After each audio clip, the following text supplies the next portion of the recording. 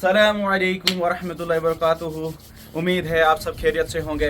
ये हमारा पहला व्लॉग है और आज हम पहला व्लॉग जो शुरू कर रहे हैं वो हम अपने घर से शुरू कर रहे हैं। जैसे कि हम आपको दिखा रहे हैं कि यहाँ बहुत बर्फ़ पड़ी हुई है और सारे पहाड़ जो हैं बर्फ़ में ढके हुए हैं। तो आप देखिए ज़रा किस तरीके से ये नज़ारा है, कैसा लग रहा है आपको यहाँ पे। ये हमारे घर का व्यू है, फ्रंट व्यू है।